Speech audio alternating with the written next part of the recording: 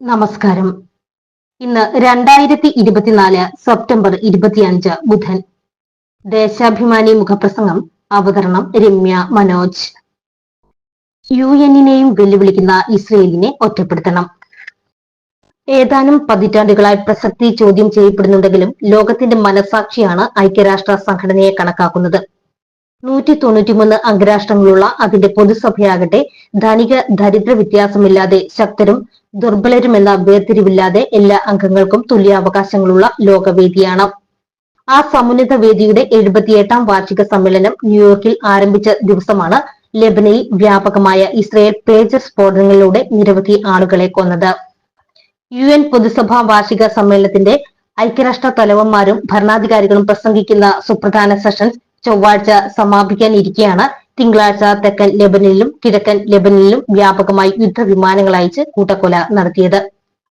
ലോക ജനതയെയോ അതിന്റെ മനസാക്ഷിയായ UN-നെയോ അല്പം പോലും വകവെക്കുന്നില്ല എന്നാണ് ഈ നിഷ്ഠുരമായ ആക്രമണങ്ങളിലൂടെ ഇസ്രയേൽ വീണ്ടും തെളിയിച്ചിരിക്കുന്നത്.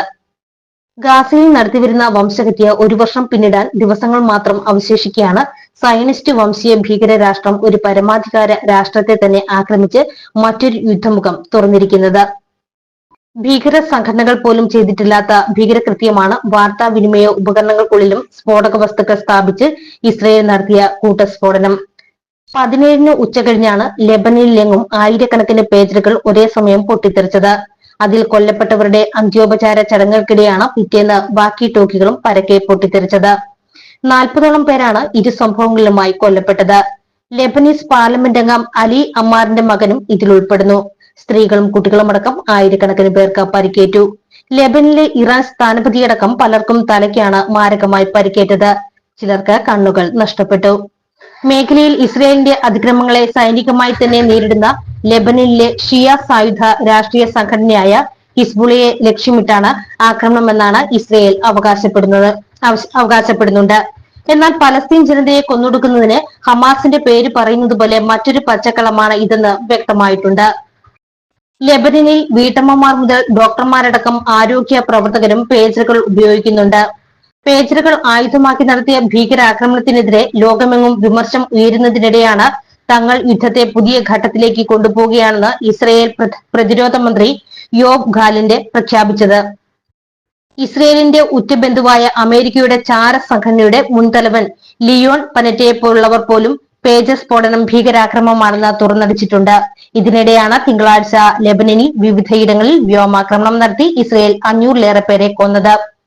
ഇതിൽ 50 കുട്ടികളും 94 സ്ത്രീകളും ഉൾപ്പെടുന്നു. 2000ഓളം പേർക്ക് പരിക്കേറ്റു. ഗാസയിൽ ഇസ്രയേൽ വംശഹത്യ ആരംഭിച്ചതു മുതൽ ലെബനൻ അതിർത്തിയിൽ ഹിസ്ബുള്ളയും ഇസ്രയേലും തമ്മിൽ സംഘർഷമുണ്ടെങ്കിലും അത് വല്ലപ്പോഴുമുള്ള റോക്കറ്റ് ആക്രമണങ്ങളിൽ ഒതുങ്ങിയിരുന്നു.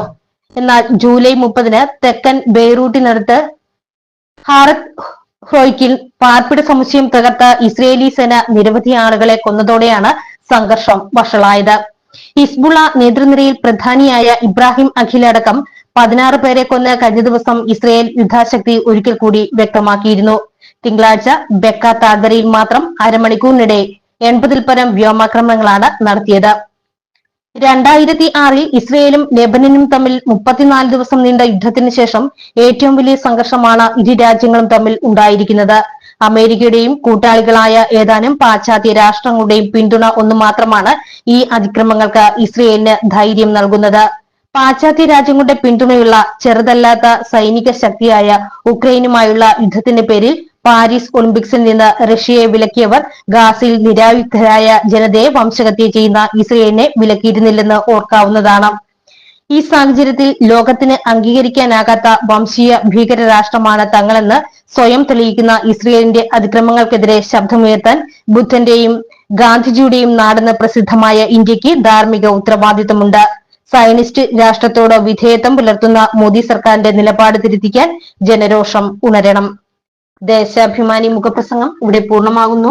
നന്ദി, നമസ്കാരം.